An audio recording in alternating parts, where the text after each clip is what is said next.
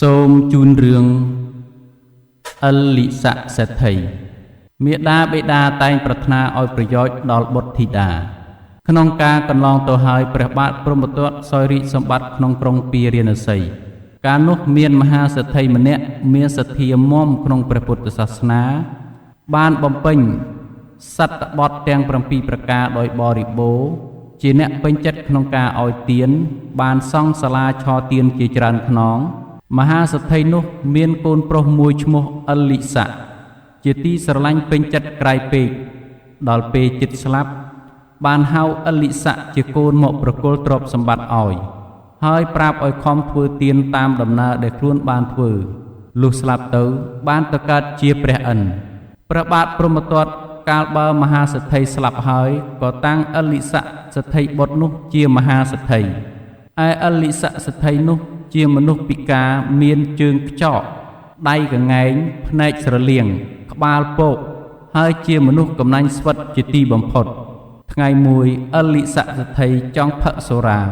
ក៏គិតថានឹងបិទសូរាក្នុងផ្ទះក្រែងជនដទៃដណ្ដើមផឹកទើបកាន់យកសម្ភារៈសម្រាប់បិទសូរាមួយមុខបន្តិចចូលទៅក្នុងព្រៃឆ្ងាយអំពីភូមិចំណែកខាងមហាសេដ្ឋីជាបិតាដែលបានតកើតជាព្រះឥន្ទបានដឹងថាអលិស័កសេដ្ឋីជាកូនកំណាញ់ស្វិតស្វាញបានចូលទៅបិទស្រាក្នុងព្រៃដូច្នោះហើយក៏ចុះមកនិមិត្តជាអលិស័កសេដ្ឋីដើរចេញអំពីដងព្រៃមកវិញ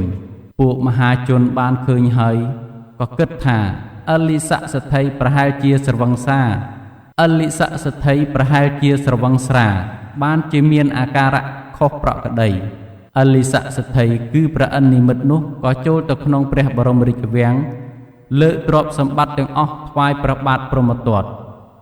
ព្រះបាទព្រហ្មទត្តពុំព្រមទទួលទើបក្រាបទូលថាបើមហារាជពុំព្រមទទួលទេខ្ញុំព្រះអង្គនឹងចំណាយទានសូមថ្វាយបរិកុសលដល់ព្រះអង្គព្រះបាទព្រហ្មទត្តទ្រង់ទទួលហើយនឹកស្ងែកក្នុងប្រតិថា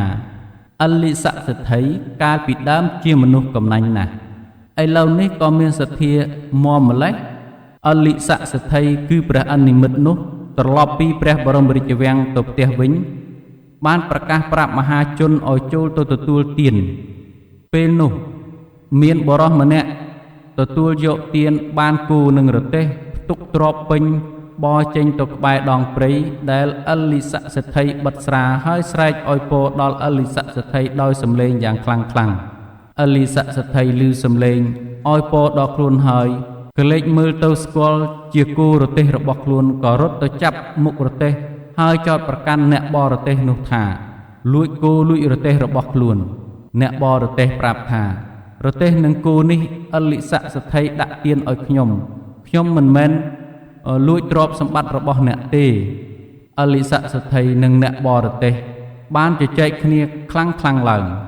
ដរាបដល់ចាប់បោកចម្បាប់គ្នាឯអ្នករទេះបានចាប់ច្រានអលិស័កសេដ្ឋីដួលទៅលើផែនដីហើយបរទេសដឹកអីវ៉ាន់យកទៅផ្ទះទៅ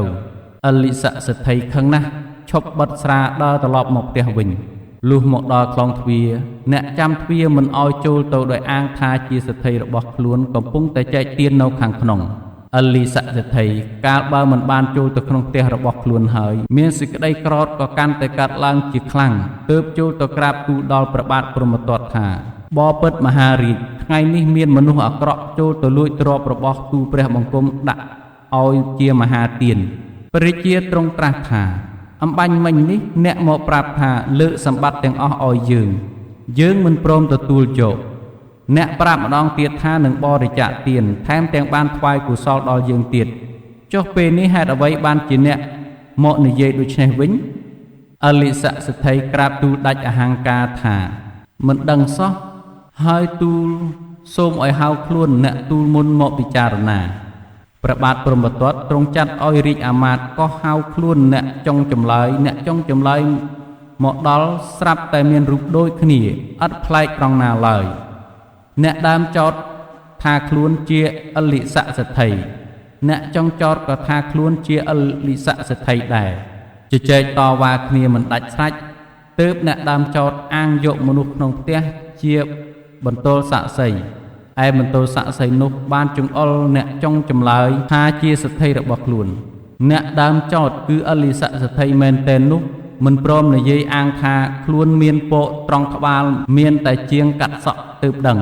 កាលនោះព្រះសម្ពុទ្ធបរមគ្រូទ្រង់សោយព្រះជាតិជាជាងកាត់សក់ព្រះបាទព្រហ្មទត្តទ្រង់ត្រាស់បង្គាប់ឲ្យហៅជាងកាត់សក់នោះមកជាងកាត់សក់មកដល់បានសង្កេតមើលសពគ្រប់ហើយក្រាបទូលថាមនុស្សទាំងពីរនេះមានជើងខ្យក់ដៃកង្កែងភ្នែកស្រលៀងក្បាលពកដូចគ្នាខ្ញុំព្រះអង្គមិនដឹងថាអ្នកណាជាអលិសៈសទ្ធិឡើយអលិសៈសទ្ធិមែនតែនឮដូច្នោះហើយនឹកតូចចិត្តណាស់តលតែខ្យល់ចាប់ដួលទៅពេលនោះអលិសៈសទ្ធិគឺព្រះអនិមិត្តក៏คล้ายខ្លួនជាព្រះអិនវិញហោះឯដល់អាកាសលុះអលិសៈសទ្ធិដឹងខ្លួនឡើងទើបប្រាប់ថាខ្ញុំជាបិតារបស់អលិសៈសទ្ធិបានសង់រោងទានបំពេញការកុសលដរាបដល់អស់អាយុបានមកកើតជាព្រះអិនឯអលិសៈសទ្ធិកូនខ្ញុំនេះជាមនុស្សកំណាញ់ស្វិតស្វាញអាក្រក់បានជាខ្ញុំមកទូមានបដៅឲ្យលះបង់គំនិតអាក្រក់នោះចេញទីបំផុតព្រះអិនបានបង្គាប់ឲ្យអលិសៈសទ្ធិបដិញ្ញាខ្លួនជាអ្នកបរិច្ចាគទានបំពេញការកុសលអលិសៈក៏ព្រមប្រតិបត្តិតាមទើបព្រះអិនហោះទៅកាន់ឋានត្រៃត្រង់វិញរឿងនេះចប់តែប៉ុណ្ណេះសូមអរគុណ